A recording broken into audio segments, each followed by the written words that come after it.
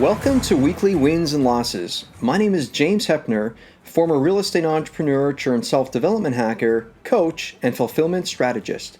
Each week, we bring you a thought to wrestle with that'll help you live fully alive and gain more life. Real life is made up of both wins and losses. Both were designed for your good. That's basic reality. Without facing and learning how to embrace your losses for greater gain, you miss out. You leave 50% of your life experience on the table. So with that, let's begin the show.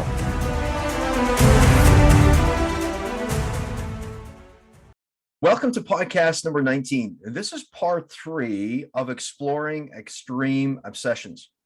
For those of you that have not yet tuned into part 1 of this series called Extreme and Exploring Your Extreme Obsession, I invite you to do so.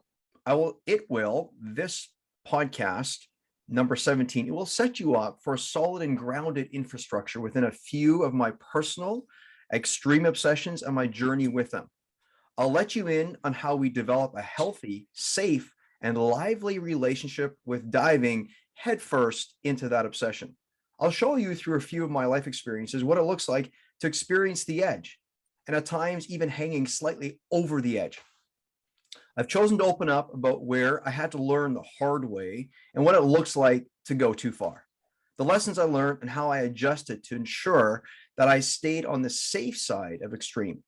You'll likely pick up on subtle nuances that will help you deliver and develop a super healthy and energetic relationship with exploring your specific extreme obsessions in your own way. You'll hear why we all deeply desire to take it to the edge, that raw edge, and how living there creates the most magical experience of life. So today, podcast number 19, I got John Jaquish on the show. John, welcome here. James, thanks for having me. Wonderful. John has been featured in publications like Wall Street Journal, Forbes, LA Times, NBC Sports, USA Today, GQ, Maxim. He's an author, he's a speaker, he speaks to medical professionals around the world about bone density, power performance. John, anything you want to add? I know you got a massive list of things you do. Anything you want to add? No, I don't need to talk about myself. People get irritated when I talk about myself. So, yeah, I got a lot of haters. But that was a great intro. And, you know, it's a shame I'm part of this series because you introduced it and I was like, wow, like I'm inspired. I want to see this. And then it's like, oh, but I'm one of the people that's featured and I already know all the stuff I'm going to say. So it's like, oh, I can't wait to hear the other two. I've heard the earliest podcasts that you've done. And for the audience, like you and I have been friends for a long time. True. Yeah, that's exciting. Like you're going to be able to get away with asking me a whole bunch of stuff that like I probably wouldn't answer for anybody else. Yeah, well, that's, honestly, John, it's one of the things I've always really appreciated, like a whole bunch about you. Like I met you at a Tony Robbins event back, I don't know when it was, right? And that was like 10 years ago, man. I know. And it was just, yeah, right. And I remember my wife was inside. We were both kind of overweight. Do you remember? Thanks. Yeah. I mean, like we're in shape now. Like neither of us were in shape. I was doing nothing in the fitness industry. Okay. Like just, the bone density, the osteostrong stuff. And yeah, I mean, it was like I had a lot of the answers to a lot of fitness questions, but like a lot of people, and especially you, would ask questions where like, I'd say, wow, James, like if I were to really answer that question, like I would need to spend like a week gathering the right literature to really like fully give you that answer. And I started getting questions like that from you. Tony would always, challenge me with some of his questions were just crazy. Some of them were really like wow, like, okay. Like I could answer that. I know the data is there to answer that, but I can't answer it right now because I don't have it all in front of me. And I'd like to compile it now, some references. Like I don't give my opinion on anything, which is really important for me because everything I do has to do with delivering messages about technologies or methods that no one's ever heard of. Mm. Like when you buy my book, Weightlifting is a Waste of Time, it's not just the same fitness crap that's just been like reshuffled and reformatted like every other fitness book for the last probably 75 years. I mean, like what is weight training? It's just picking up rocks, but the rocks now have handles on them. That's really the only difference. Speaking of that, John, it's interesting. I actually watched a little video of my boys this last weekend. There are these two guys, apparently they're Europe's biggest or strongest men. And these guys literally are picking up rocks. And what's so interesting, John, to the most extreme, they just go right back to picking up rocks. Exactly. And so there you go. Right? And you know, what's fascinating is they talk about the hardest thing about their vocation, which is all they do is about getting strong and about, you know, solidifying and keeping that marker that they're strongest. The hardest thing for them is eating, and they eat like 10,000 calories a day. I'm like, oh my Lord. And I'm going, you know what? They should probably talk to John. John, one of the things that I just want to throw in, and you pride me on this, one thing that I appreciated from you right off the hop, and you and I aligned, and it was like two souls speaking to each other. It's like, here's a brother, you know how they say, from another mother. In business, in life, I have always been about the work of what I say is what I know. I don't shovel. I was taught when I was young, I don't do that.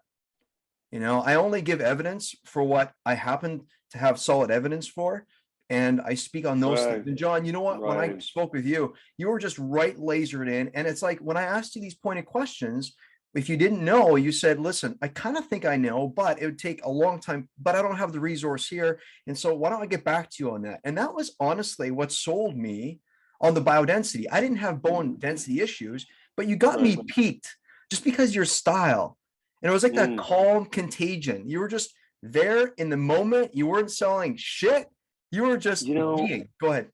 The best thing to say when you get a great question, and if you have an answer, sometimes it's better to not give that answer because the question was so good. You say, I want to give you the best answer possible, and I'm just going to have to come back with that. And I think scientists, they're not trained, especially the scientists that speak to the press. They're told to come up with an answer, and I think, especially in the times that we live in now with the pandemic, it would be a lot better if the medical professionals that are considered authorities on this issue, or at least considered for now, I don't think it'll be for long, instead of coming up with an answer, say we don't know.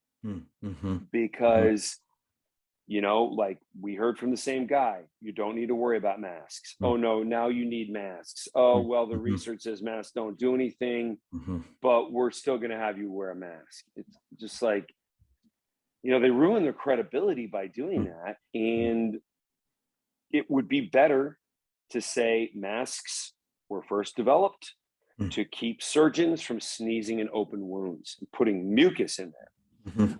They're never meant to arrest viruses. And if you just like day one, hour one of a virology class, you'll realize viruses are so small, they'll pass through anything. Like, we're not stopping it with a piece of paper, even an N95, probably not, because they're not glued to your face. Gas goes around. Yeah. 100%. So, like, the honest answers, or just saying we don't know the answer to that question yet, so much better. Think about how much time, money, effort, energies, libidinal, whatever we're putting towards life would be saved. If I'm listening and just pinging off and just building off of the thought you had, it reminds me, they often say the best way to ruin a good question is to answer it. Listen, sometimes you don't even want to answer. You don't desire to, because it's too rich to answer. It's way too big to answer. Right? Right. And if you have an answer, but there is potentially a better one, exactly. just say, I'm gonna hold you off on that one. I'm gonna send, like, maybe we need to do, if somebody asks me on a podcast, sometimes they'll say, "Said this to Dave Asprey." You're gonna have to bring me back because I don't know the answer to that question. But I know it's out there. It's out there. I love it. So taking us back right to when we first met, biodensity. You know, I often think that when we get to the base of things, we're about the less sexy, more reality, right? So I remember when I saw you, it's like, okay, John, firstly, okay, you're a handsome dude. I wouldn't call you sexy because I'm not attracted to male. That's just what it is. Yeah, that's just good, how dude. That's probably why we're friends. Yeah, that's probably why we're saying that. There you go. It's awesome. Okay, one of the things that I loved about, so what you grabbed my attention with is, I said, John, I don't have bone density issues. I've seen you here before. I've walked past. I don't have these issues. And you said, James, and you brought about an awareness that I didn't know about. You said, do you ever think about, and I'm going to botch this here, but at the base of all strength comes the carriage that it all hangs on. And you might want to consider developing a strong base, like your muscular or your skeletal system, right? Yeah. And that to me really, really made me think. And of course, you know, there's your authenticity, there's your making someone think.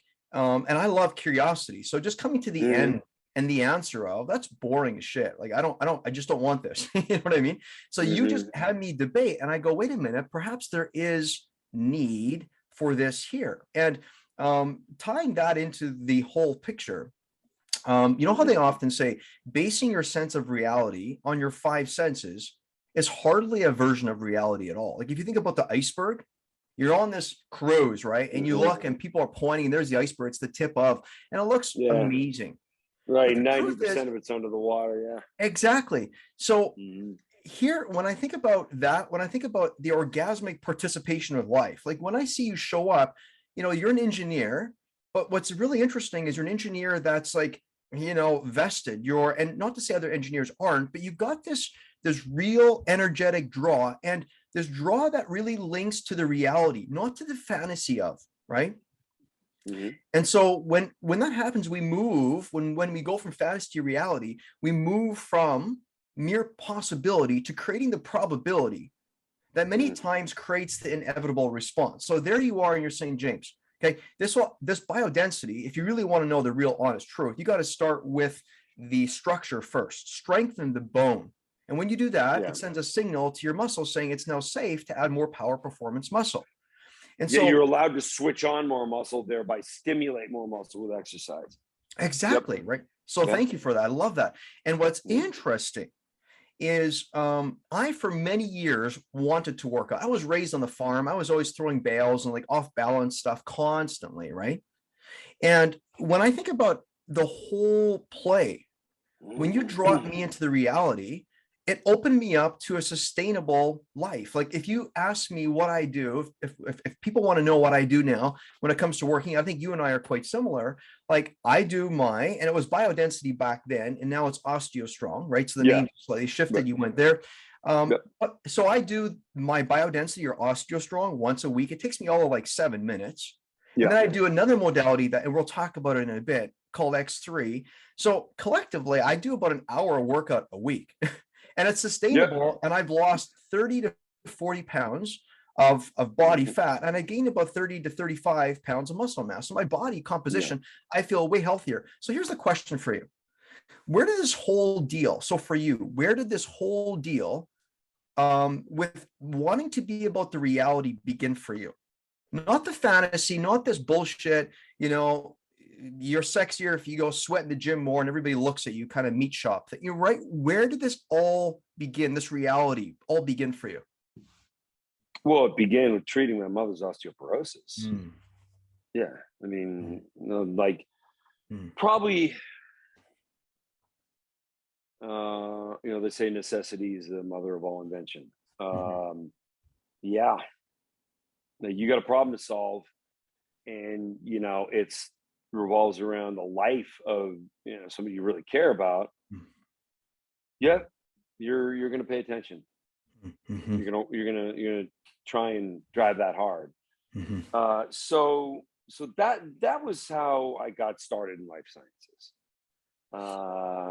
It really had nothing to do with anything gym related. Like, in fact, the first product, the OsteoStrong devices, they're medical devices to treat bone loss or building just higher bone density. Like for me, my bone density is 2.5 standard deviations above normal. And it just had absolutely nothing to do with fitness. And I never cared for the fitness industry because I saw very little health going on. It was really vanity driven.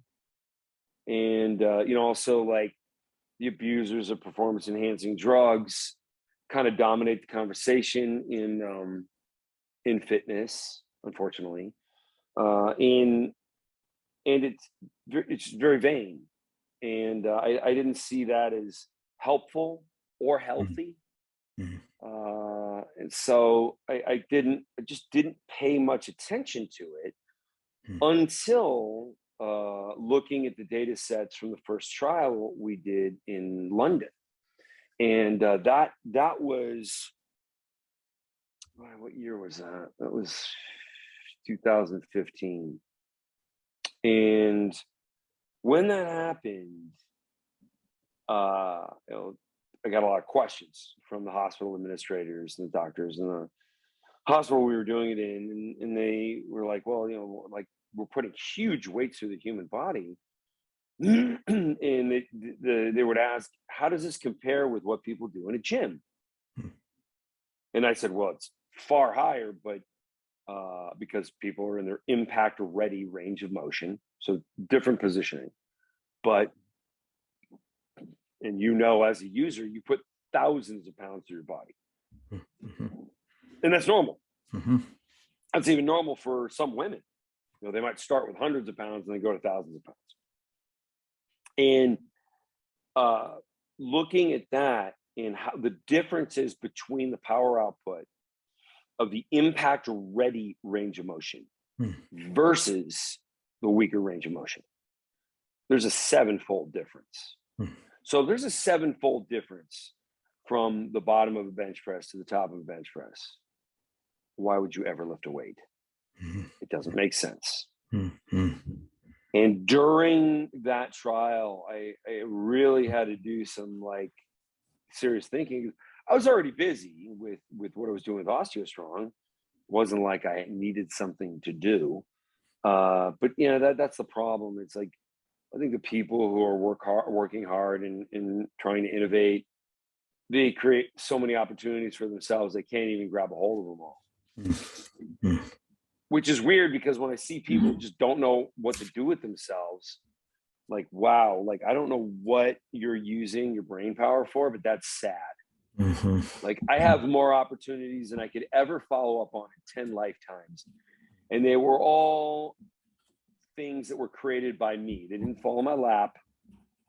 They were just things that, like, I'd be researching, and then realize, oh, wow, like, that could be a world-changing thing. But I'm working on something else. So when I looked at that data, I thought, like, do I want to jump in the middle of the fitness industry? An industry where the kings of it are, like, bodybuilding is really drug focused. And then when you look at like the actual drug it's funny because this just happened. The Natural Olympia just happened. And I'm sure most of your listeners don't look at bodybuilding competitions, but they're aware. And it's like, you look at a bodybuilding competition that's open and it's a freak show.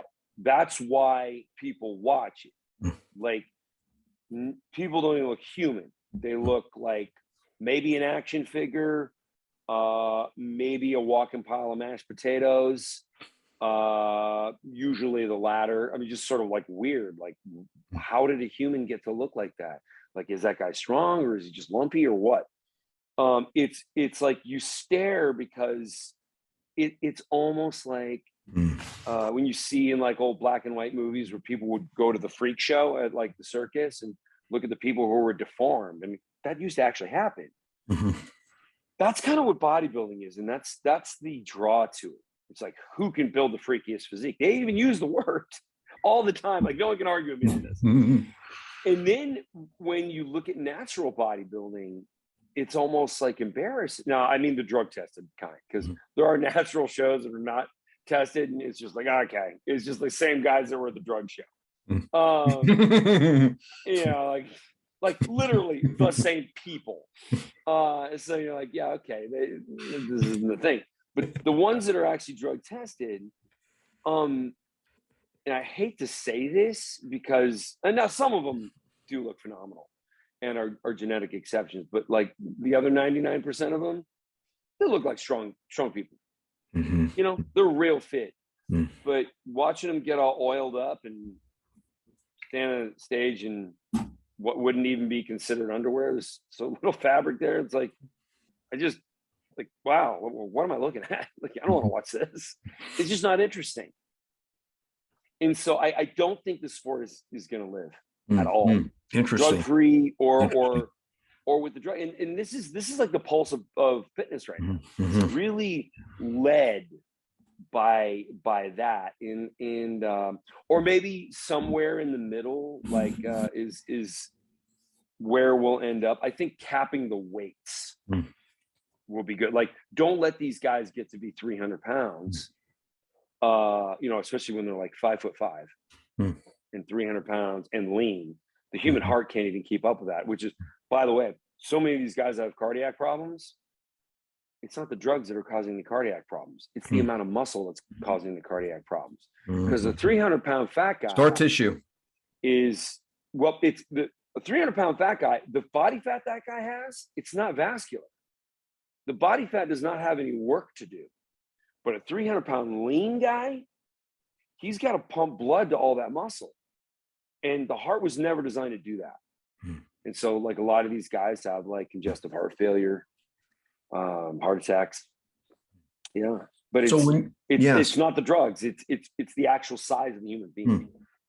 Yeah. I get it. You know, when you say the sport probably won't live, it draws me right back, because I've always been curious. I've never asked you, and you're driving your car and I'm in my office, or vice versa. We chat every now and again. Yeah. And, but I've never had an opportunity to ask you this question. And as you're talking, one of the things that just strikes me, and so you use these terms like what's currently happening in that bodybuilding industry. It's a freak show. What is it? Mashed potatoes?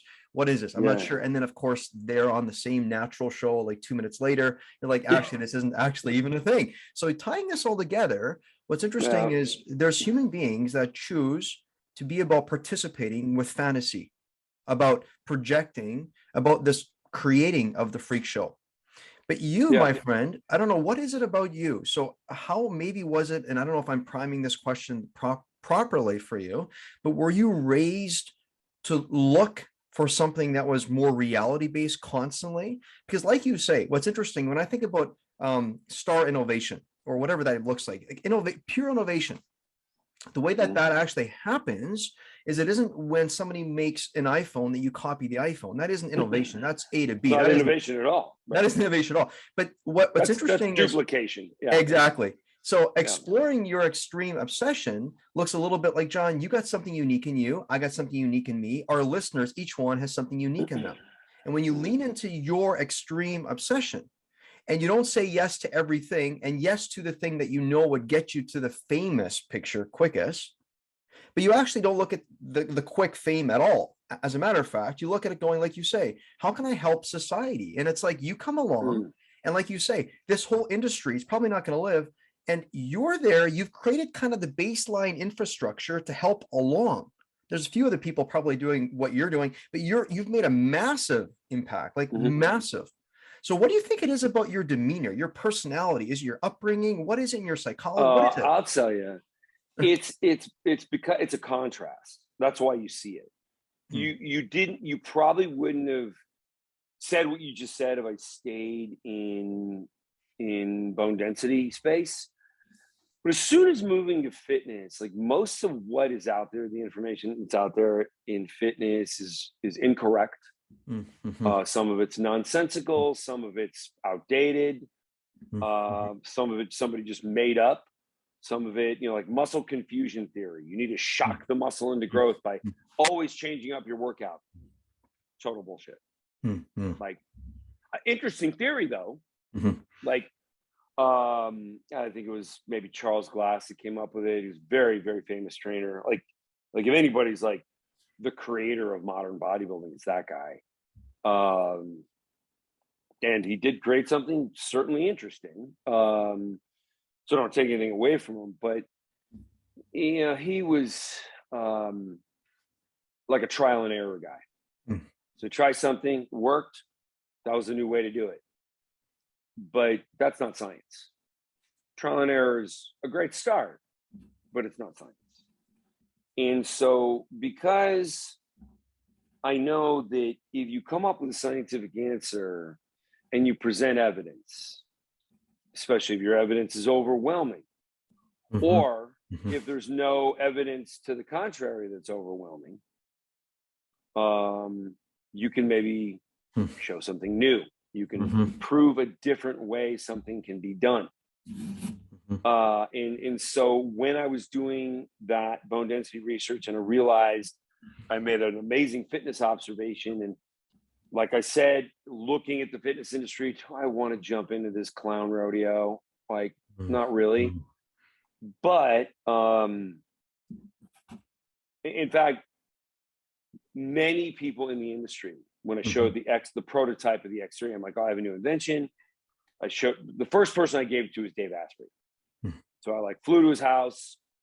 We spent a lot of time together and went over the logic, and Dave is almost like an anti-exercise guy. Like, it's how do I get around the pain and suffering of working out and get maybe 90% of the results? And Dave said a great thing. He goes, I'm going to get 150% of the results without the risk with X3. And I'm like, yeah, well put.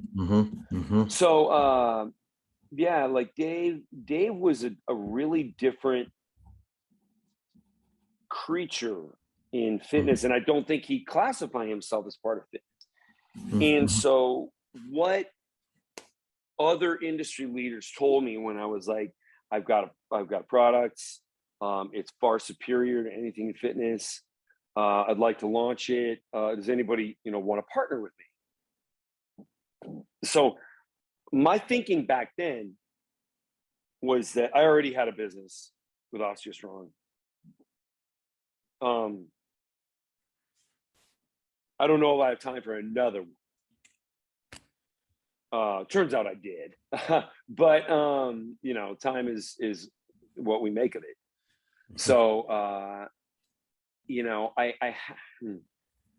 I really didn't want, and I didn't want to jump in the middle of fitness because I just saw it as like, because of who's steering the boat. Do you think you're fitness, or do you think you're health? I'm health, not fitness. There you go. Okay. Because I don't think fitness is really about fitness. It's about vanity. Beautiful. Yeah. Yeah. I mean, you look at a bodybuilding show, and it's a combination of who can dehydrate themselves the most without dying, who can get the best tan, who can, the women's shows, who has the most professional breast implants. Yep. That totally can determine if you win or lose, because it's all about what you look like. It's just an aesthetic. So is that health? No, not at all. In fact, extreme dehydration is probably as opposite of health as you can get. Taking diuretic drugs when you don't have high blood pressure to lower the moisture content in your blood, that's dangerous, and people die from it at bodybuilding shows. Something that you just said about, and you queued up men, women. I want to ask you a question about that in a minute. There's something about when you started off with science and evidence. It's so interesting. I was raised in a holistic environment. So my parents, they liked nutritional supplements. They liked looking to see what actually worked, what the body actually wants to onboard, perhaps naturally or whatever that looks like. And what's interesting is my parents also weren't against doctors. So they onboarded conventional medicine while holistic. And it was interesting because your mashup, and correct me if I'm wrong, but it seems to me like you understand that there's merit in, like you say, science and studies. And what was fascinating when I met you, so taking us back there, and I love what you just said, taking me back to that interaction with you. It was like I was talking, and so I kid you not, it's like you're my older or younger, well, it doesn't matter, but you're my brother in some regard, because there you were, and you're giving me science, but you're giving it to me in a raw, fresh way. And when I researched your product, what was it very interesting? What actually led me to want to research it, I didn't know of Dave Asprey at the time, because I don't think he was in the marketplace as of yet within the field he was in. But Tony Robbins had this vitality and this energy. And I remember thinking, how is Tony able to be strong and so energetic and so drawing people? He's not pushing people towards, just draws. And I thought, how is this possible? And all I decided on at the moment, I remember, is that I needed to clearly up level my energy reserves, right? And so it came from an energy place, that energetic, right? And so I remember thinking, I have to do something. And then of course I see you in the back. And then, like you say, what's really interesting is you have this way when you present. It's not, I don't know if it's how you present your data or your information, but it just something that happens that's different. Like, and I don't want to talk about necessarily masks or vaccination as much as, you know, they present data too, but it seems really biased and steering you in a certain direction. And it's almost like they're steering you towards their outcome. And John, I'll tell you what I do. You don't do that. So what do you do? I find it fascinating. Yeah. What I do is I present the weaknesses in the data first. Oh, good job. Oh, always, every day. This is what we don't know.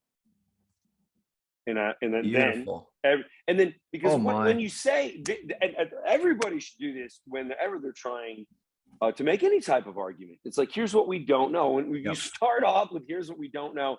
Every critic, you just took all their weapons away from them. And then, so first of all, you said something they weren't expecting you to say. And then once you tell them about the limitations, they lean forward in their seat and they're like, well, what did you find then? Because like, you know, when I'm at the World Congress on Osteoporosis, I spend the first 15 minutes of my presentation explaining what I did not find and what I don't know. And they're like on the edge of their seat because they're like, I thought this guy was going to come and BS us. And everything I was getting ready to say, he just said. So, but then what did you find? And then when I showed them what was found, they're like, wow, that's just fascinating. Like, we can't wait to put this into action. It's just, you become so relatable, human. Sure, relatable, right.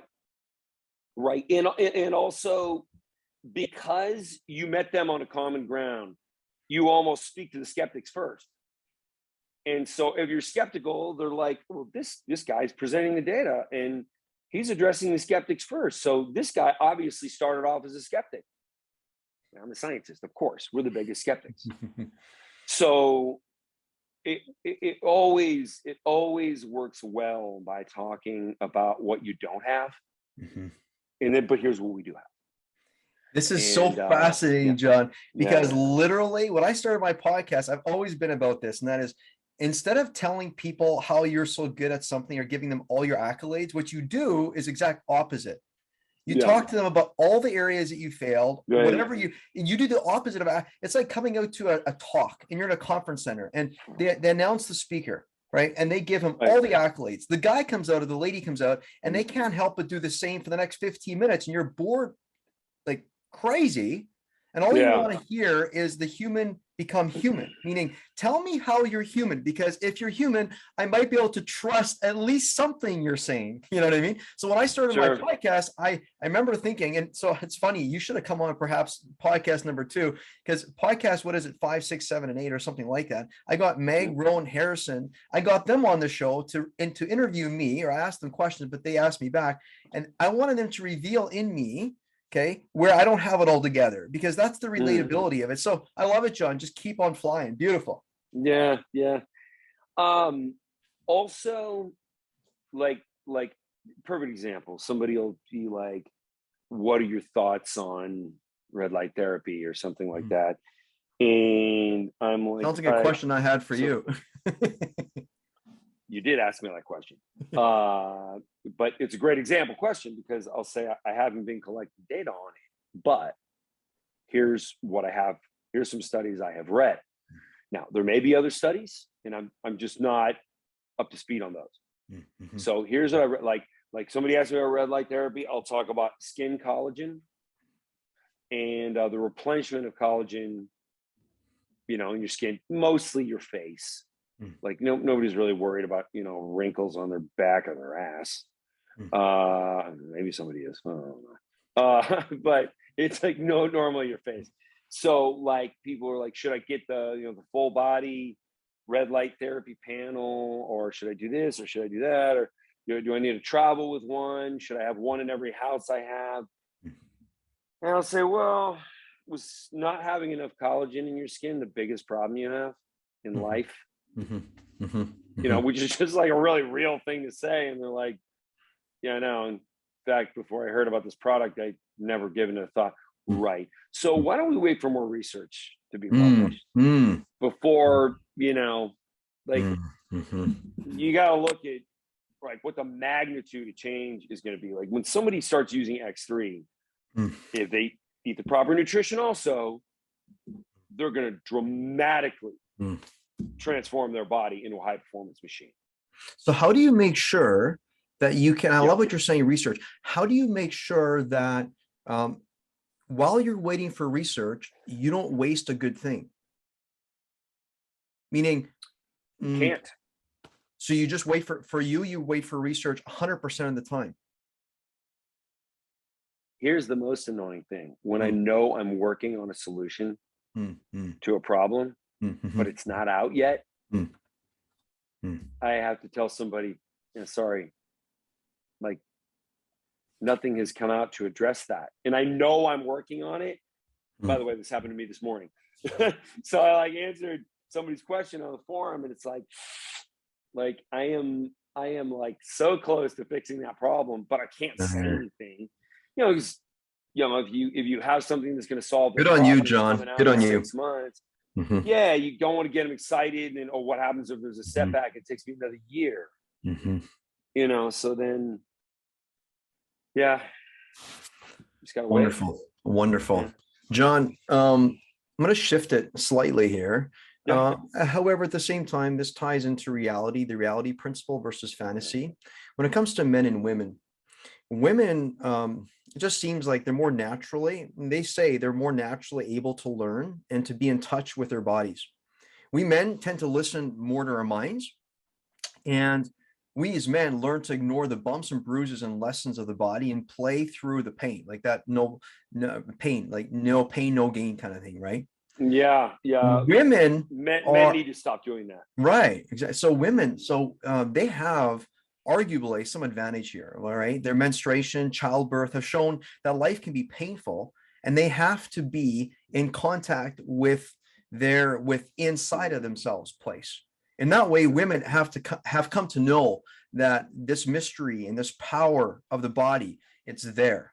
However, somehow for us men, we must make the same movement down into the flesh, to come down into the reality of our bodies versus the fantasy of being this Hulk, which, by the way, I think you sent me a picture. I think you were Hulk at one of your Halloween parties. You look fantastic. You look great, by the way, John. Not vanity wise, but you look great. But again, so the question is to come down into the Hey, you reality of can our body. still be vain about your physique when you're in great shape, but the priority is not the look. The Yeah, priority is being yeah. healthy, doing it right. Yeah.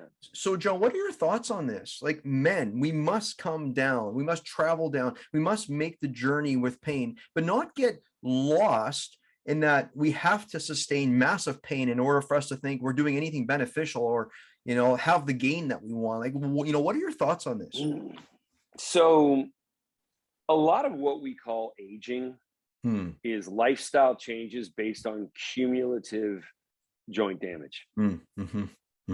And because of those lifestyle changes, we behave differently. Our biomechanics change. We become, get an exaggerated kyphotic curve. Your head sticks forward and you're kind of hunched over. You see guys who are like in their 50s who are like, that's starting a little bit. And like they're 50, you're practically a kid. Like, why are you walking like an old man? So the idea of like powering through the pain, we need to unlearn that. That's stupid because, and like my father is a perfect example, and he's a scientist. So you'd think they wouldn't have had this mindset, but yeah, just get injured today, get the job done, sleep it off tomorrow. That was sort of the attitude of his generation. And the problem is those injuries, you don't sleep it off tomorrow. You pay for it for the rest of your life. And so I will, like people ask me all the time, let's see you do a 1 rep maximum bench press. Like, you have any idea what you bench press? I'm like, no, who cares?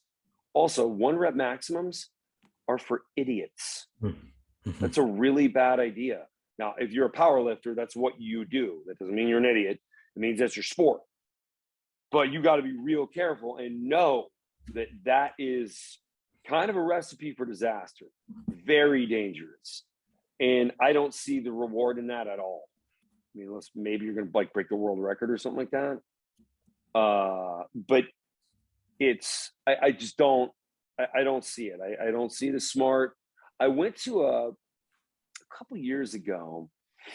There was a woman I was helping with her training programming, and this was like very early concept X3, and she ended up setting the world record in the women's bench press and squat. And I was at this world weightlifting tournament, and the fans that were there, 2/3 of them had a cane, a walker, or a wheelchair.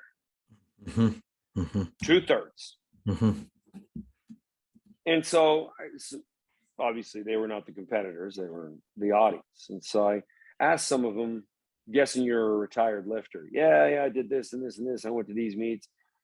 And I'm like, why are you, and I was like the only guy walking around trying to meet people, because people are there to spectate a sport, but I'm walking around trying to be friendly. So everybody was really refreshed that somebody took an interest in them, and they all had a great story. And, like, oh my God, my dream was to bench press, 450 pounds. And at my height and my size, like that's like unheard of. Like you're talking to a tall guy, like a huge bench press with a tall guy is like, kind of like impossible. And so as I'm talking to these guys, I realized they all, and this was the first thought when I walked in there, they all destroyed their bodies in the sport.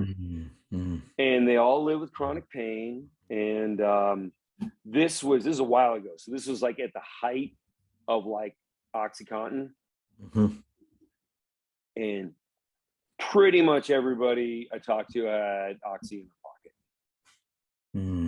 And I was like, wow, we are so far away from health right now.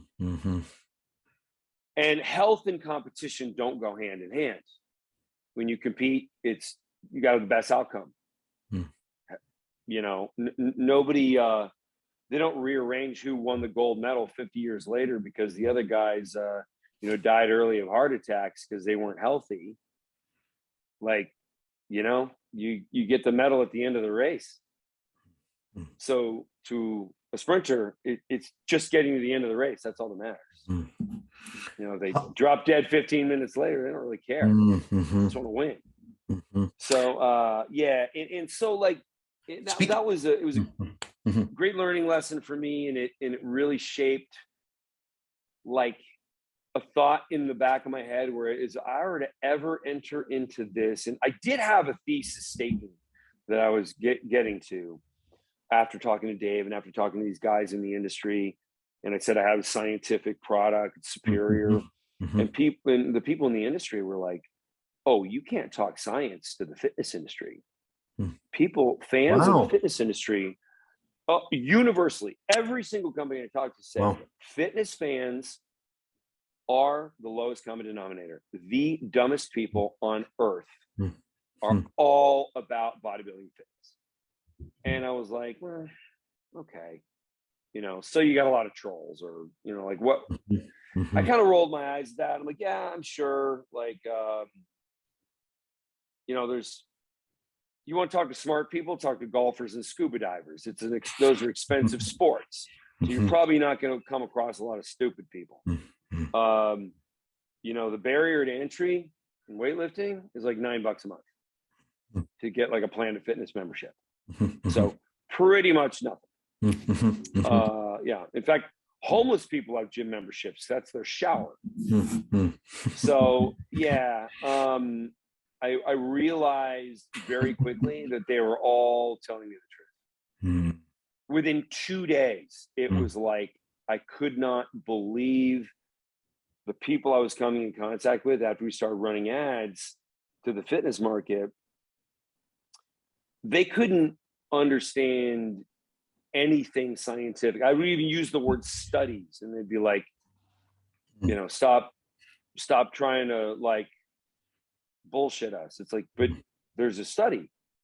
You can read it. And I was wrong, because they can't read it. Why do you think men have such a unhealthy addiction towards pain? And what I mean to say here, it's like, hang on. Let me just finish where I was going. Go I will totally get back to that. I pivoted after 2 days, and we went towards busy professionals, a lot more busy professionals than people who are kind of wannabe bodybuilders or fitness people. And they're, oh my God, so much smarter. Like, they will actually read a study and be like, wow, you're like totally right about this. Like, all the fitness people I've ever talked to are just basically stupid because they didn't see this. And I'm like, I wouldn't go that far. Like, they didn't invent what I invented, so of course they don't understand. Like, it's a kind of a threshold moment I had that they just never had. So I won't put them down for not having that moment, but at the same time, they're going to have a lot of trouble putting it all together. And this is a quote from Upton St. Clair, who is a guy I actually never liked at all, but this was smart. Upton St. Clair was like a terrible economist. He like didn't know what the hell he was doing at all. But it was like a politician, like in the 70s or maybe 60s, and he claimed to be an economist, but like he thought like, if you have 3 apples and you take away 7 apples, then you still have 3 apples. Like, I mean, like, really dumb. But he would say, it is amazing how a man whose job it is to not understand what you're saying, like, or I'm not getting it quite right, but it's like a man is never going to understand what you're saying if it is his paid job to not understand what you're saying. There you go. I understand. Right. So a lot of like trainers felt very threatened. Like, if I kind of what I'm saying is like, you don't need the gym. If you don't need the gym, do you need a trainer? Actually, it turns out you do. A lot of people like having a trainer. It's like, John, they still felt threatened. Yeah, John, and sorry, just to pause you for a quick second. It's to me, the little nudging that I feel within right now is the difference between some people look, what can I connect? What can I bring together here? And other people are always listening. So you were in the room listening for what? What to correct? No. Right. And the ones that you train to listen for what they apparently can't understand. So they're always looking to how they can correct you. So it's always looking for answers all over again, right? Right. Yeah. And connecting with people like, I mean, some people you just can't connect with, they're just not smart enough, but others, you kind of want to look for their language. Like, what is it? Like, where do they see the failings of the fitness industry and the busy executives? And so immediately I pivoted And I was kind of lumped in with biohackers, which I don't love that term. I think it's kind of strange, but. And why so? Why do you think it's strange? Well, hacking is like bad. The body doesn't feel too safe when you talk about hacking itself up. Right. Or, Right, I mean, it's like a computer hacker, but you're hacking. Well, John, it's a bit like even like the biochemistry. it's a bit like the X3, like you talk about, part of that invention is the bar and that your wrists don't, right? So you're in a safe position always. You don't create the Always neutral wrist, right? Right. Yeah. Go ahead. Yeah. So it was always really like getting to that next stage, and when we were marketing the product, there's just a lot more busy executives, and they're a lot smarter, and they know how to read.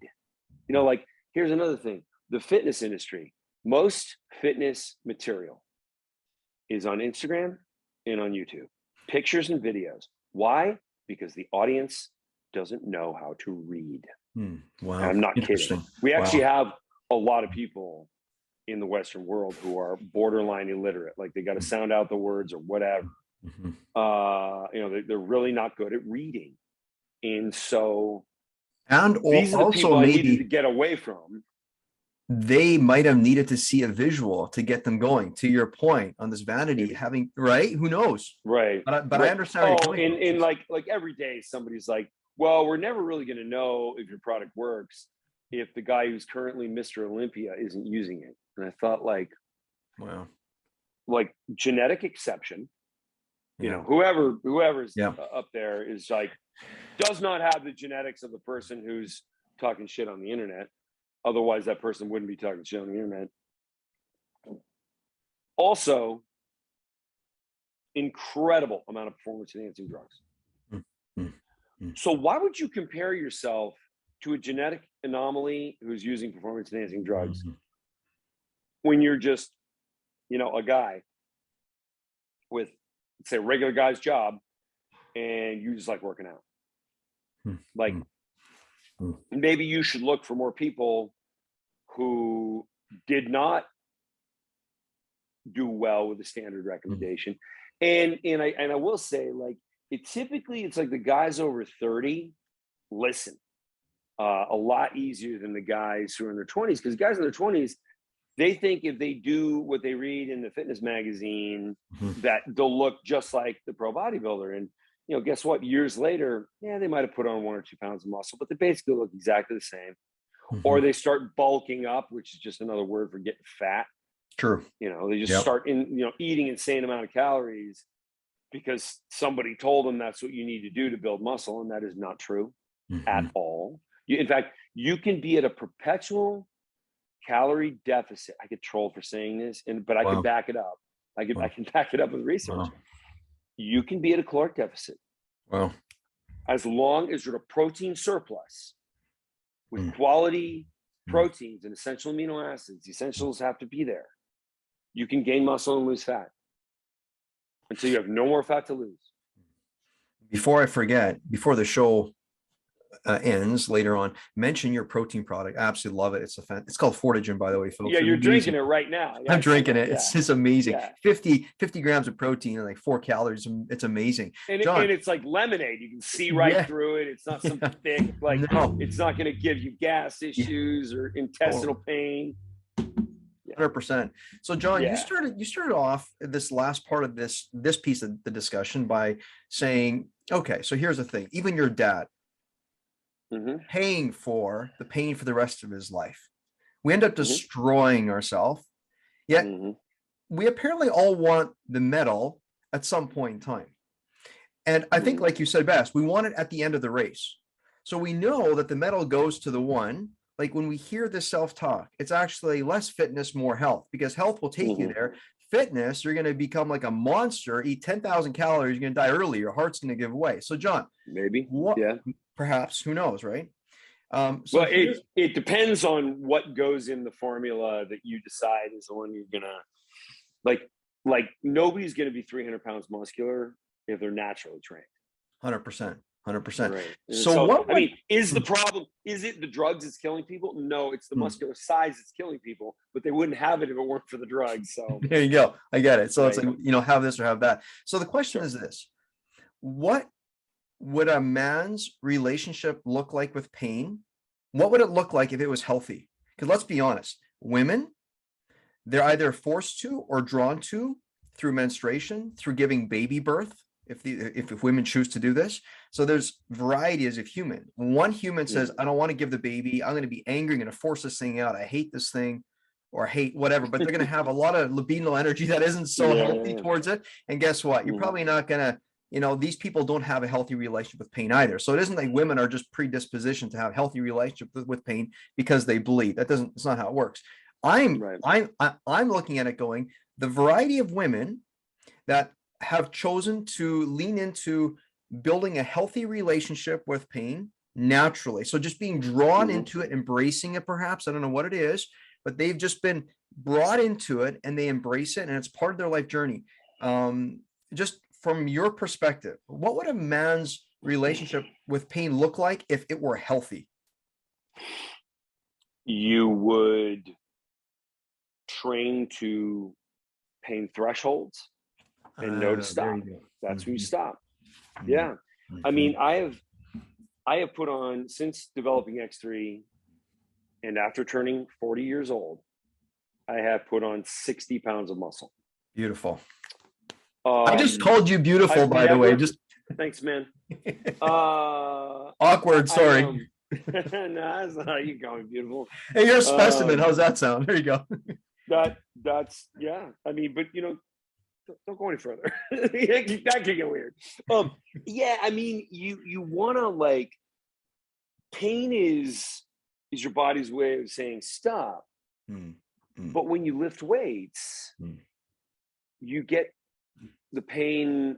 I mean, like, this is why the book is called Weightlifting is a Waste of Time, because lifting weights, the whole weaker range of motion gives you pain, and you're accumulating chronic injury. And so everyone who powers through that ends up being a person who can't raise their hand over their head when they, you know, they're 30 years old and they can't do this. And that's just sad. You know, I mean, those people can't comb their hair. And I know a lot of guys like that. Like, most of the guys that are all about lifting are like that. I think that's just tragic. And so the problem is that has been the weightlifting culture. And in truth, if your goal is fatiguing the muscle to trigger the most growth, what you do is you adjust the range of motion based on the muscle shutting down, as opposed to pain. So in this is why I'm, you know, like people will say, well, you know, would you ever go back to weights, or, you know, what if you did 6 months of weights? You could show everybody that was all functional strength that you built. Why? Why? Like I'm not going to go back to something arcane once I've proven that something more advanced works. And that's where your science, I hear it. That's where it trumps the right. car. Like there's no one's going to do a study where instead of acetaminophen to reduce a fever, that's Tylenol, by the way, for listeners. They never call it that at the hospital, though. It's acetaminophen. You wouldn't say, okay, just for the sake of science, we're not going to use acetaminophen for the next month. We're going to go back to covering people with leeches to reduce their fever. Like, nobody would want to go to that hospital. Like, that's arcane. Did it work? Did it work to reduce fever? Yes. Do we want to still do that? No. No, I get it. 100%. You know, I love what you said, training to your pain threshold. You didn't say beyond. It's perhaps like when a woman's giving birth naturally, vaginally, you know, a woman can tear if she pushes beyond, right? And so a woman can tear naturally anyway, but there is something, go ahead. You were going to say? Yeah, it's what I'm saying only really applies to a better strategy of loading the body. Like, Mm-hmm. if you stop with pain with weightlifting, you just never lift weights, Mm-hmm. because it starts to become painful once the weight becomes relevant for strength. Mm-hmm. And that doesn't make sense. And that's why people, when they start to lift weights, they're only going to lift weights for a certain amount of time. So I'm so Either they're, excited because we're yeah. going to jump, we're going to kind of segue, use this as a moment. Before I do, I'm going to just share a little bit of a thanks to you, John, but we're going to talk real quick, real now about the X3. But again, before I do that, I just want to, John, you know what's interesting? The OsteoStrong device. And of course, the one I have is called Biodensity, but that is your earlier version of OsteoStrong. Yep. And so Yep. for any of you out there who's interested in biodensity, check out osteostrong.com. I think I'm saying that correct, John. Am I saying that right? The website is osteostrong.me, actually. .me. Okay. .me. Yeah. Awesome. Okay. So thanks to you, John. What's interesting is I had COVID, whatever that looks like, before it really was a thing in January, the first year. I think it came on February. And so our family, we didn't get tested, but it was something that we've never experienced before. Like it was nasty. And you know what, John, what's interesting is the biodensity or OsteoStrong, which you might not know, it actually helped in me create empathy and compassion. You might laugh and be like, what the heck? Like, what did it do? But I had COVID and my strength throughput, so my performance, of course, as you know, on this medical device, OsteoStrong, it shows your exact level of performance, right? Mm-hmm. And it literally took me a full year to return to the level of strength pre my experience with COVID. And so what's interesting is after that whole experience, what was fascinating is and I'll never forget, it was like the 3-month mark. COVID was over. COVID for me lasted about 2 weeks. I felt like garbage for about a month. And then month 2 and 3, I felt great. But at month 6 and month 3, 4, 5, 6, I was still going down in strength. And I could see it on my chart. And it kind of freaked me out, to be honest. I didn't feel like crap, but I could see it go down on my chart. And I literally dropped down to about literally half my strength, but I felt okay, I thought. And what's interesting is it took me a year again to come back to that baseline. And so honestly, when I hear people going through, it isn't just like COVID is just so overblown. Like COVID's COVID, whatever. Okay. I'm not saying whatever, but it is kind of like, let's not forget there's like people having heart attacks. Let's not forget to operate, helping them with heart transplant. Let's not make COVID everything. Six times more people die of pneumonia every year. And exactly. Okay. Yeah. But John, ultimately, I'm going to say thanks to you, Mr. Bioengineer. You helped me to open up to a new emotional place, and I've been worked hard when it comes to compassion and empathy. So thanks, John, for that. So John, next two things. Firstly, before we get onto X3, my wife, I think for my 40th birthday or something like that, she bought for me a vibrating plate. And so John, she talked with you, you helped her set up, and this thing was delivered to her house. It was fantastic. I was so excited. John, I got a quick question on decentering. What are your thoughts and why is it essential? So I don't know if that's the word you use, decentering. Why is it essential to power, performance, strength gain? Why is it, or gain, whatever, however you want to language this? Go ahead. So there's many processes in the body that balance you. And like any other process, be it your long distance vision, trying to focus on something far away versus something up close, like you can exercise your eyes. You have muscles with your eyes. You can exercise a muscle, a skeletal muscle, make that stronger. So you're stabilizing processes. If you're not challenging them, they're probably getting worse. And we see this with aging. And, we pave everything in society, right? So with walking on pavement, we really don't use our feet like we should. Like we don't need to balance ourselves like we should. And that's fine, but you do need to do that at times. And what I like about vibrational platforms is that they make the body unstable. The body has to restabilize itself. So it calls upon a lot of different processes that you don't normally fire up. Just activities of daily living. Now, obviously, if you're a FIFA soccer player, yeah, your balance is probably solid. I don't think you need one. Though Those guys do love them. A balancing protocol so that you get reflexes to fire and recenter yourself.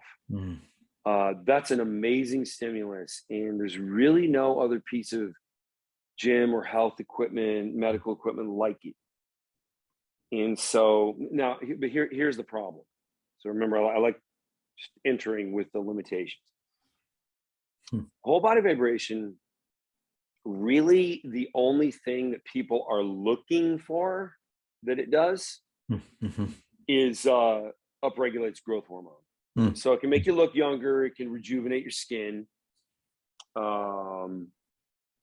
And this is just by self-stabilization, firing, upregulating growth hormone. In 2015, I wrote a meta-analysis about this.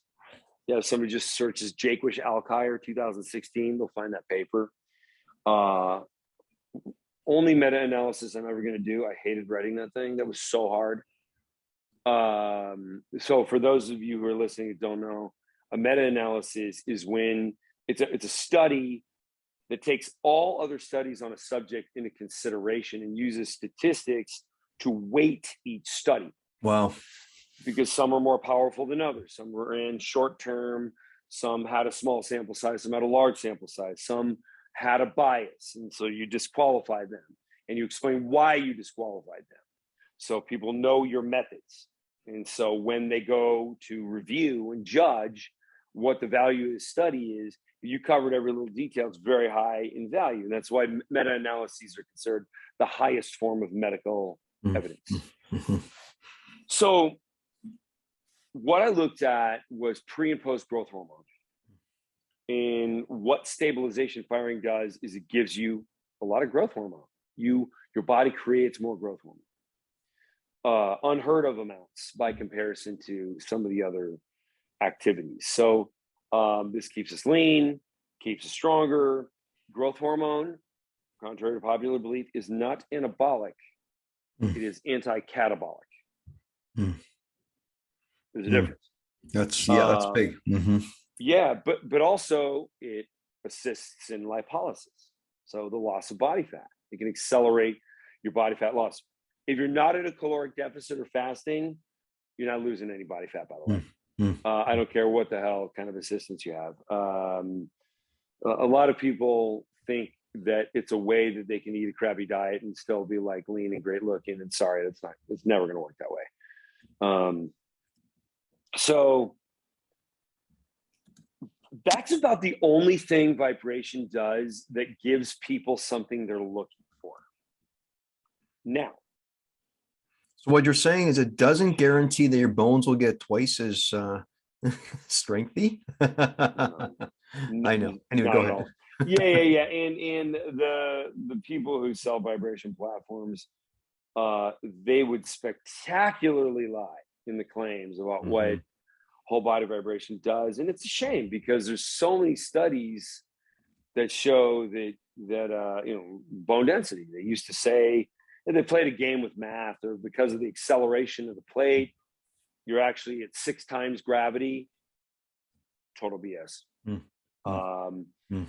Yeah, and in fact, I was one of the owners of the largest whole body vibration therapy company, and cleaning up the claims was like unreal. Which, by the way, John, you now have your own vibe plate. I've seen online. Fantastic. Good on you. It's called the GH accelerator, growth hormone accelerator. Beautiful. And because I want to talk about the thing that people actually care about. Now, but here's the other thing I was going to say. It actually has more research than the growth hormone thing on short-term potentiation of muscle. So it gets a muscle like warm and ready to fire, but doesn't wear it out. It doesn't take away from the ATP, glycogen, and creatine phosphate. Because a lot of guys that you see, like NFL players warming up on the sidelines on an exercise bike, they're using their ATP.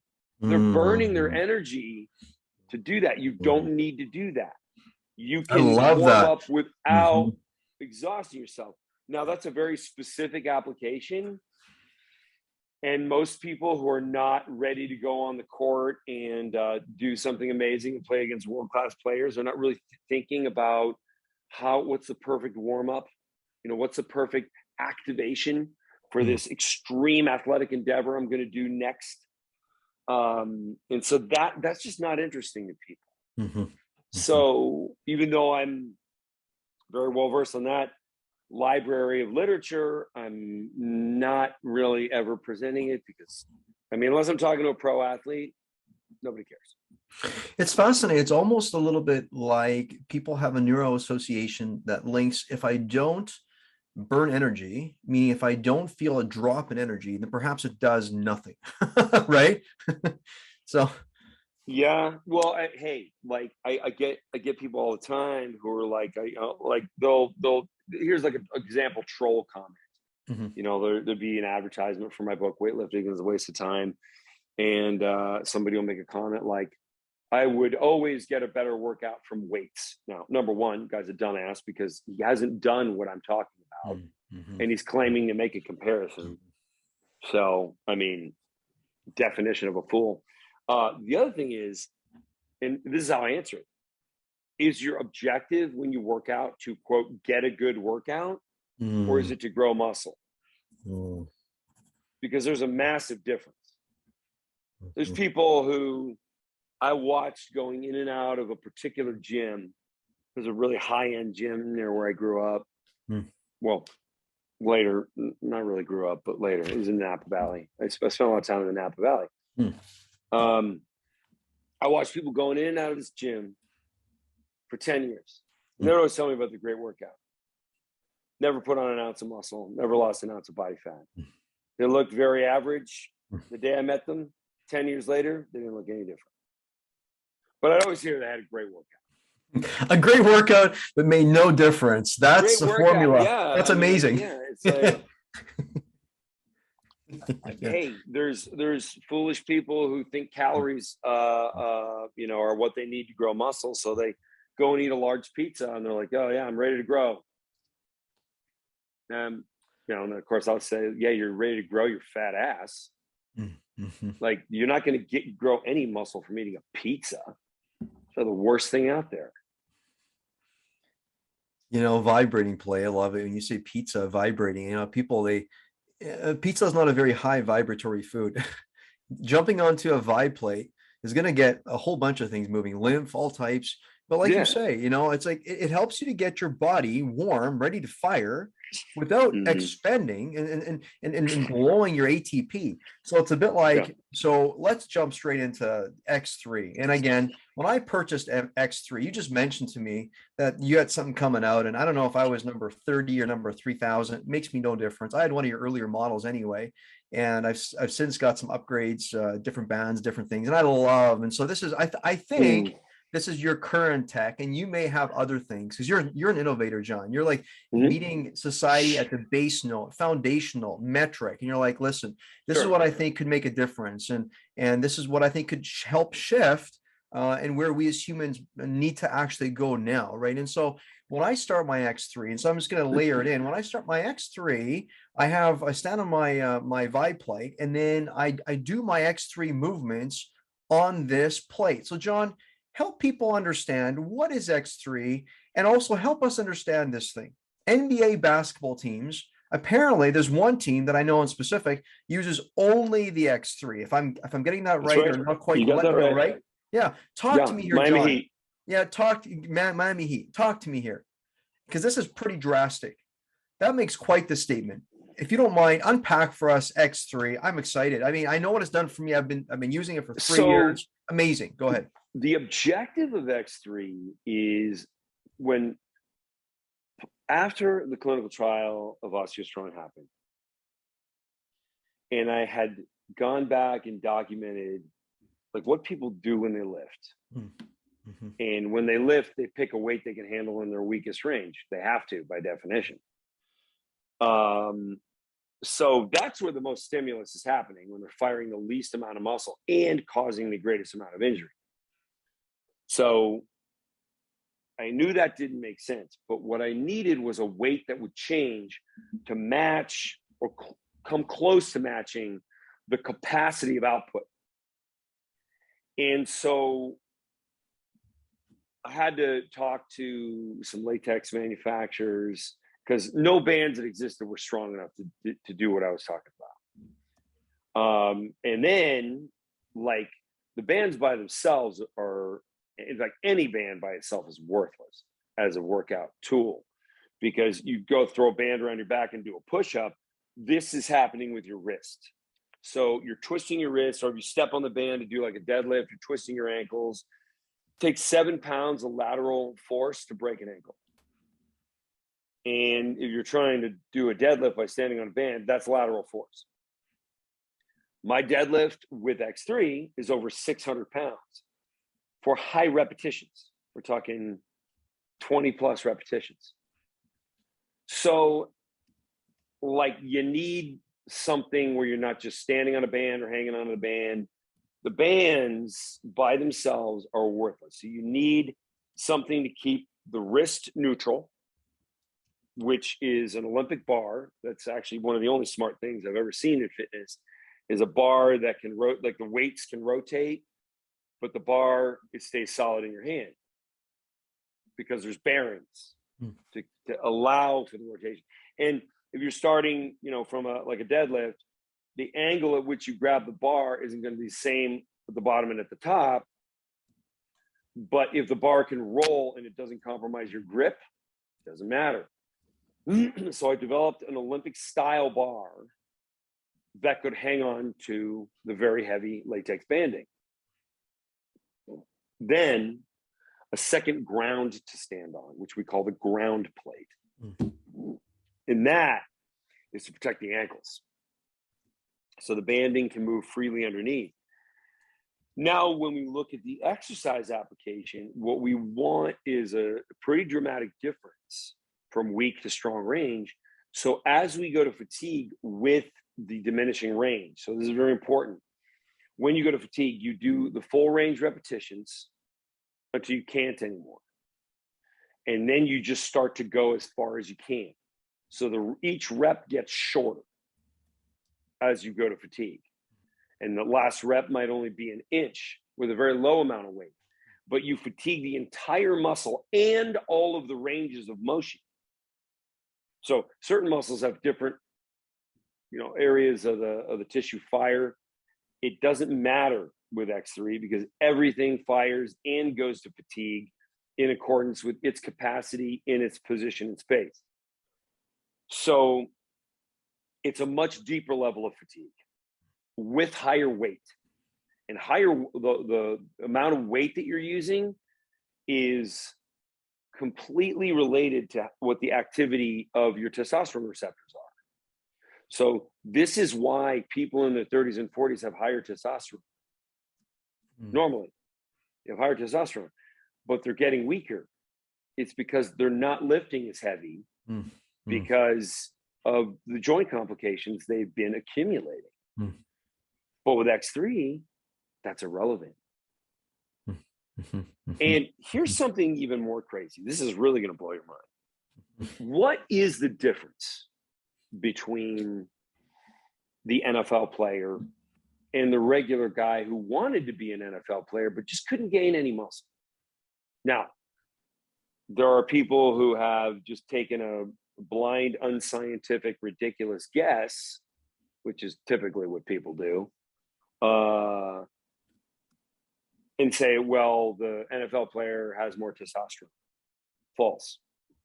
Pretty much, given the age of individuals now, barring, chemical poisoning or high soy consumption or use of hand sanitizers and other ways we poison ourselves. All that aside, basically, racially, there's some differences in testosterone. Like Pacific Islanders, people of African descent have higher testosterone than Caucasians, who have higher testosterone than Hispanics, who have higher testosterone than Asians. Typically, there's a range for each group of people, and it's not that different. So, and I remember, I'm actually going to start saying this guy's name because I'd love to hear from him again. There's a guy I went to high school with. His name was Mark Demarest. And and I think everybody went to high school with one guy like this. We started lifting weights at the same time. He was maybe an inch shorter than me, and maybe 10 or 15 pounds heavier, but he wasn't as lean as I was. So I thought, like, oh, you know, we're similar. And this guy, we were in like a weight training class together. And I did not join the football team. I was a little too small.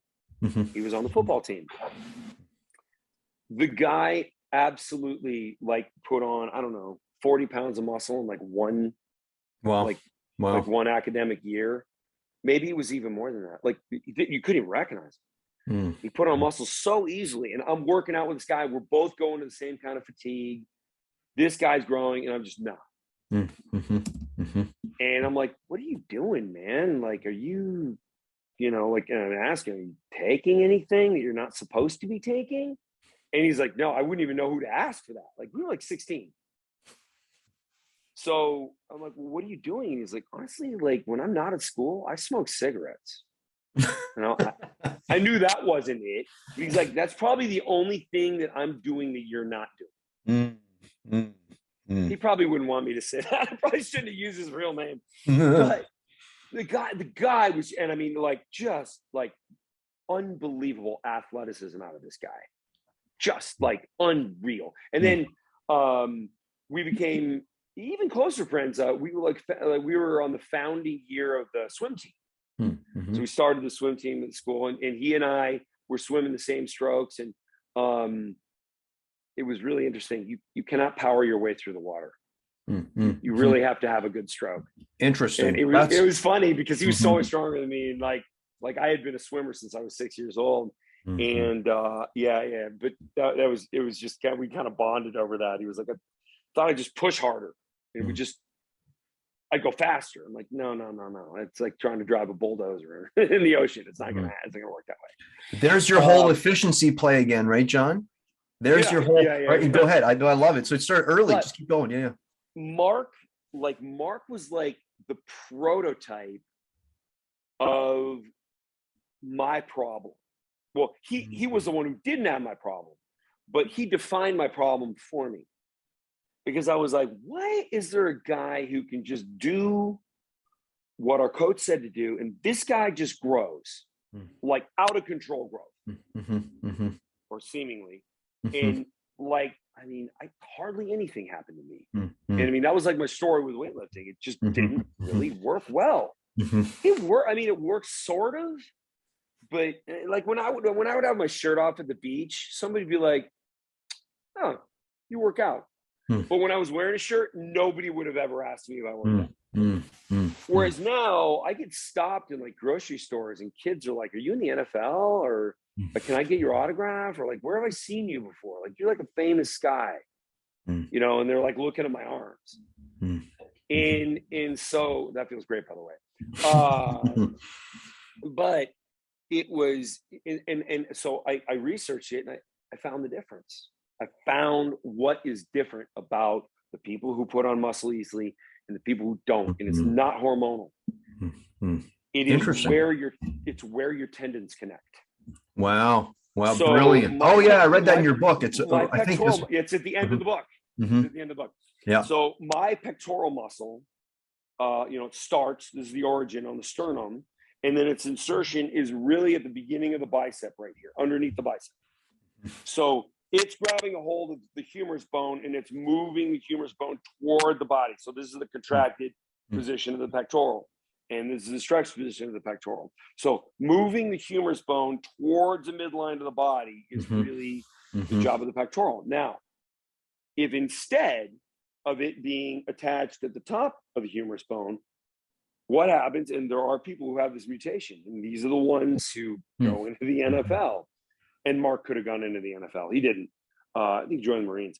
But his attachment was down here. Well, superhuman.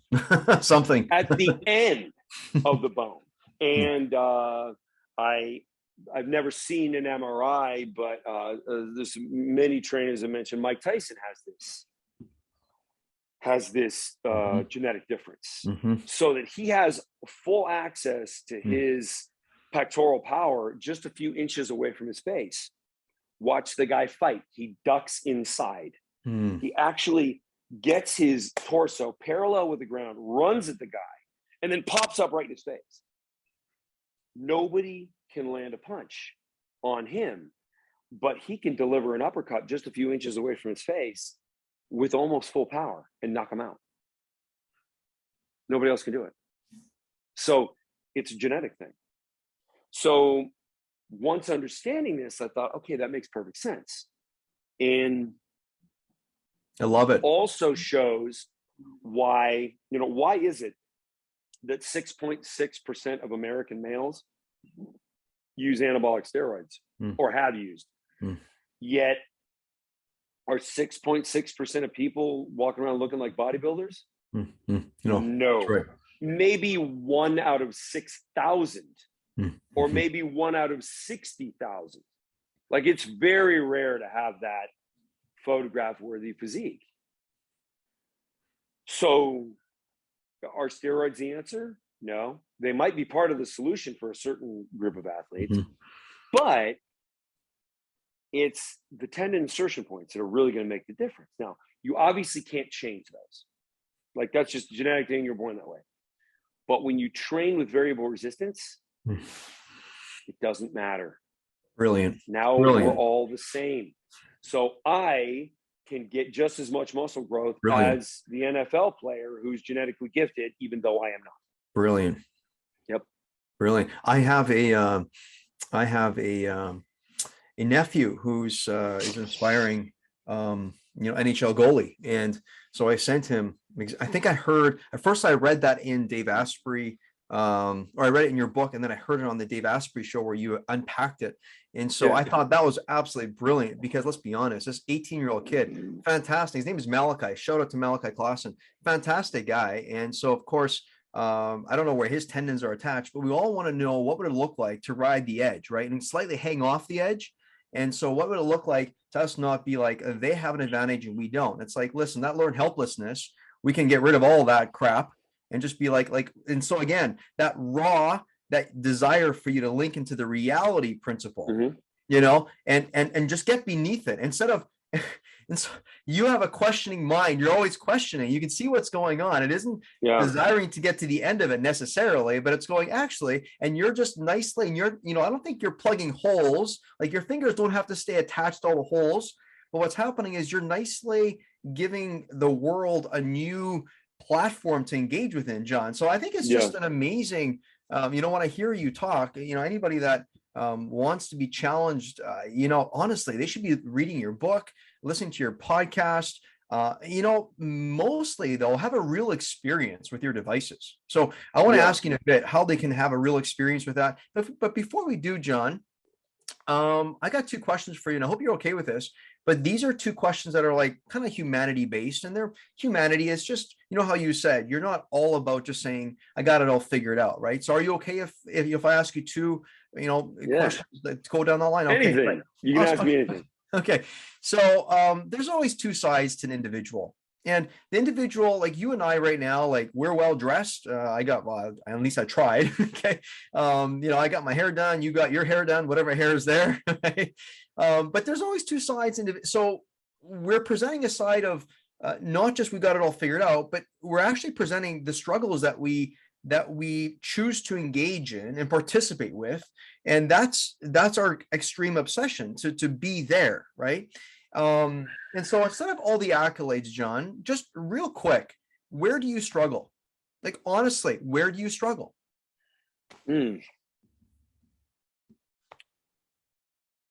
Let's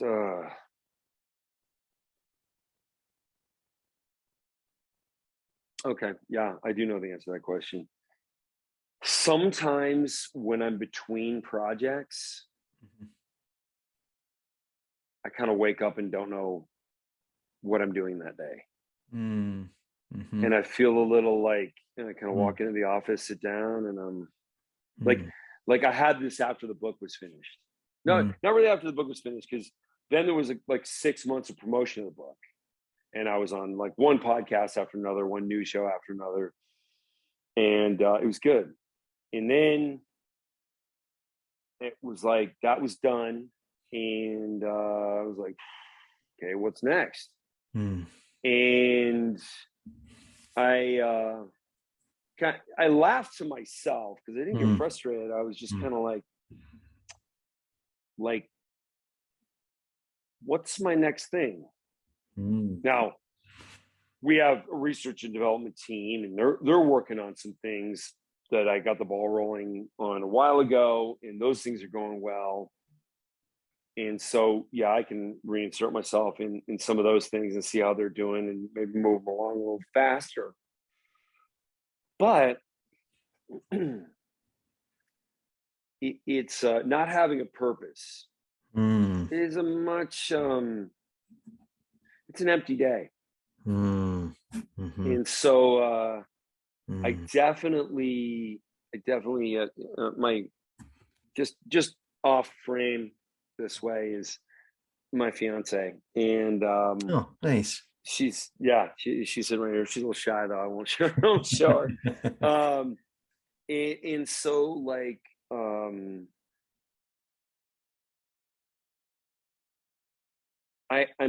she's never even heard me say this because nobody's asked me that question. But I do find it funny. I know that I'm like impossible to be around when I'm like driving on a project for anyone but probably her, because she really knows me. But then on those days when I'm kind of between stuff, yeah, I don't know what she thinks, because she probably hasn't really identified it yet. But the days where she's like, is everything all right? Those are those days. Because no, not everything's all right. I gotta have like a project. Like I gotta have something that I'm really chasing down, like some piece of research, and sometimes it's a small thing where somebody like a couple of weeks ago. Perhaps she wants you to, John, perhaps she wants you to chase her. Ask her after the show. Oh, don't worry. There's plenty of that going on. No, I love it. Go ahead. I'm not at a lack of chasing her, right, sweetheart? She said, no, yeah. It's all good. Yeah, I'm just teasing. Right, but like, yeah, but I mean, I suppose like, when I retire, whatever that is, I still have to have projects. Because and my father's just like this too. Like, he's always got something that he's really driving towards. And if he doesn't, he's just not a happy guy. And so that's and that's okay, because I'd rather be that than directionless. But I'm kind of always like, I always need something that I'm working on. Yeah, I mean, like maybe someday it'll be like treehouse for the kid. Kind of thing, and it'll probably be the best treehouse anyone's ever seen. I don't know if I'll put a helipad on the roof because it isn't a tree. But if it can be done, I'll pull it off. Yeah, and so I do need that. I need a project.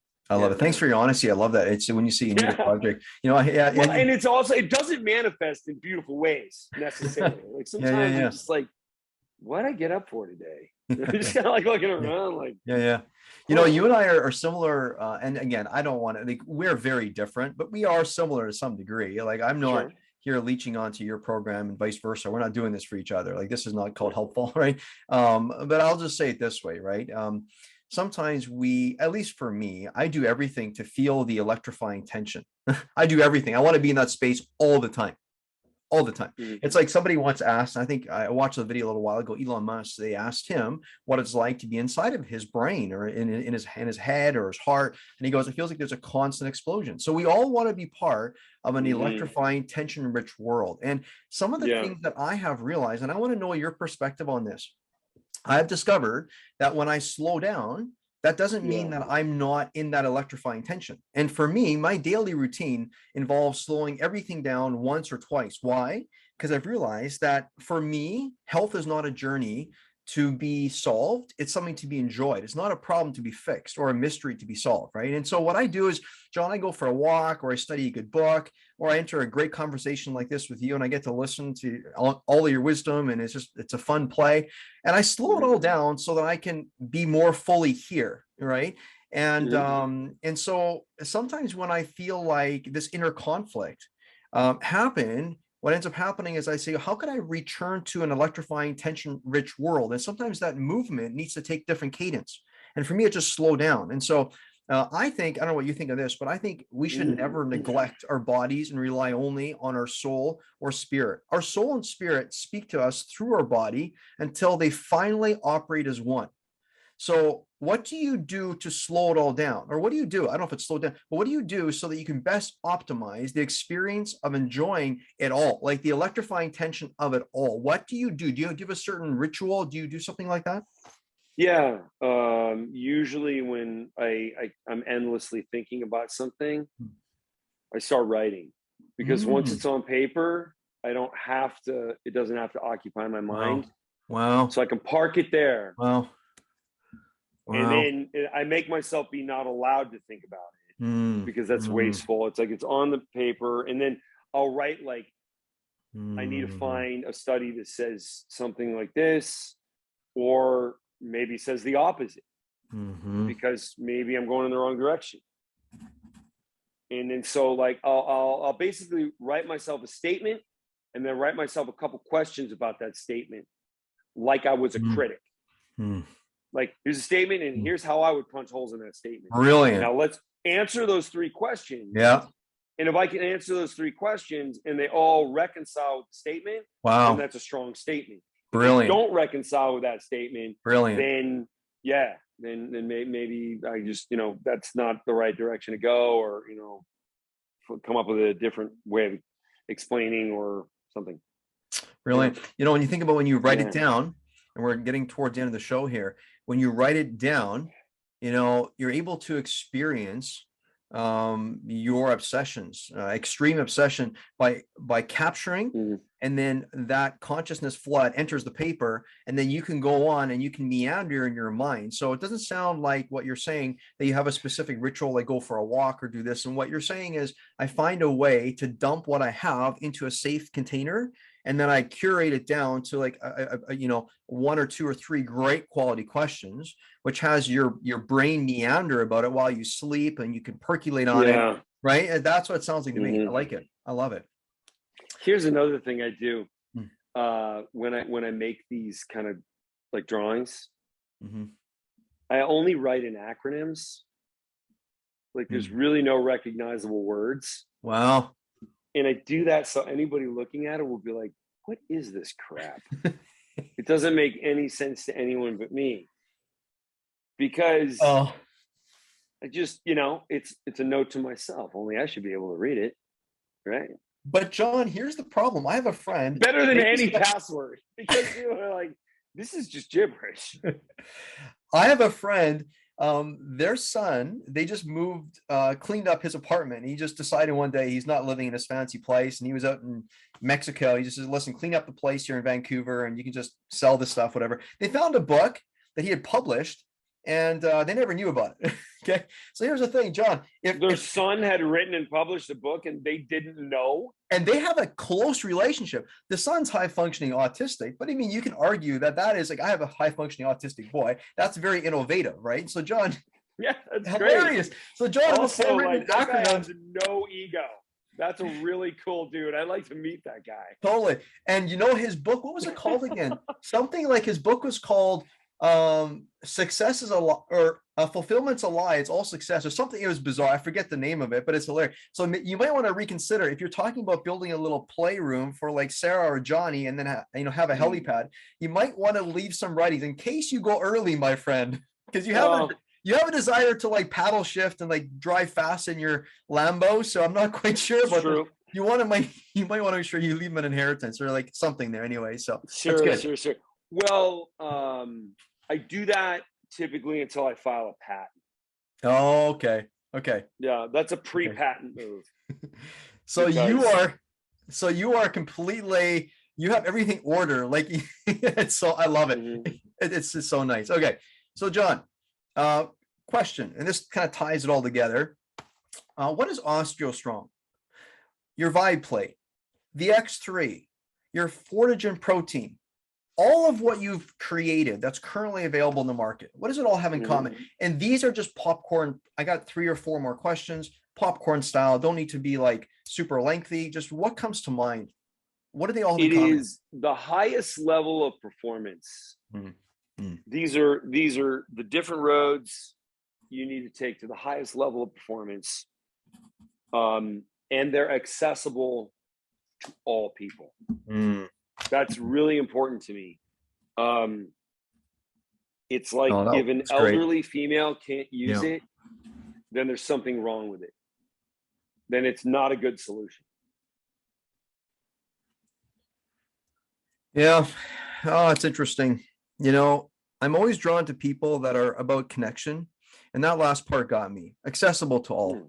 That's a beautiful play. You're not here to market your product to some elite, even though, let's be honest, some of the people that are more elite can read better than people that live on the street. That's you don't parse it out like that. You say, listen, I got to make it. You began with your mom, right? And it's just a beautiful. Man, your luckily fiance, she's going to be a lucky woman someday, and she already perhaps is. And so Johnny there on the spot, that might come sooner than you think, might be lucky as well. So that's super good. That's so John, awesome on that. You know, for all of the listeners here, I would encourage all of you to check out his book, Weightlifting is a Waste of Time. Why? Well, for me, it just lists the real dangers of lifting. And John, what's the benign side of that? So that's the hostile side. Well, explains the better way. The better way. Thank you. Yeah. Yeah. And I mean, like the book, it can, it explains variable resistance. There's 16 different studies that have all found the same conclusion. Variable resistance is far superior to regular weightlifting. Beautiful. And so somebody might want to just learn all that information, there's also very valuable nutrition information that you won't find anywhere else. I have a very different take on nutrition. Brilliant. I was going to actually talk about nutrition on this call. We just didn't get around to it. Perhaps some other time. I love it. Very, very different take on nutrition. So, about 30 pages of the 250-page book are kind of about the X3, but it wasn't written to be like a sales pitch for X3. I mean, some of the trolls say that, but they're just looking for something negative to say anyway. It's more like, here's the rationale as to why we had to go in a different direction. And like society, like people who care about being healthy, there's another way we got to go. And here it is. And so it's all the background information. It's incredible knowledge, even if somebody doesn't necessarily want to go down the X3 road. Or if you do, you're going to be an expert on how X3 works. Love it. And I would agree. I read the book. I love it. Got me queued up. I was already well in the process of using the X3 when I received the book, but it explained it. And honestly, information is power. When it's clear, it's concise, it's based on evidence, it's based on the real stuff, the raw, the reality principle. I love it. John, where can people experience OsteoStrong? How can they experience OsteoStrong? Well, we just opened up first location in Canada, and I believe it's in Toronto. So that does good. You're still well, I have a device, of course, like I said. You have one, right? I actually have one personally. Which, by the way, speaking of, can people still purchase the OsteoStrong for personal use if they like, or is that not available for purchase?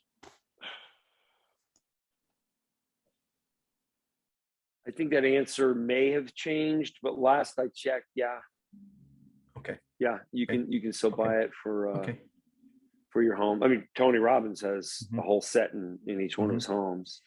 So I have a whole I have a whole group of listeners in the US and different parts of the world. So any other locations in the US or different parts of the world? We're in 10 different countries. Okay. So I'd go on the website and just search. Okay. There's a location finder there. Okay. Makes sense. X3, the bar, and all your products, where can they find all of this information? So I created the name of my company is Jaquish Biomedical, my last name. It's kind of tough to spell. So I created a new landing page for podcasts. So it's drj.com. Beautiful. DOCTOR, the letter J.com. You can, like, if you click on superior nutrition, you'll find Fortigen. You click on superior exercise, you'll go to X3. Beautiful. You click on bone density, it'll take you to OsteoStrong. And then there's like a kind of a banner right up top about the book, and it'll take you to the Amazon page. It shows you it's a Wall Street Journal bestseller. Yeah. Beautiful. So guess, there it is, www.drj.com. John, I'm saying that correct? No, DOCTOR. Oh, so like thank you. Doctor, the letter J. Yeah. .com. Beautiful. Hey, who knows? Perhaps I just botched that so that you could say it again. It's drj.com. DOCTOR, the letter J.com. Love it. Last question. On the topic of exploring extreme extreme obsessions and fascinations, what are you currently exploring? Do you want to share at all what you're exploring, or is it all going to be in like code written now? We are not going to hear about it until it's out. You want to let us in on anything that's kind of coming? I've been spending a lot of hours learning about polymers. Just little polymer engineering projects.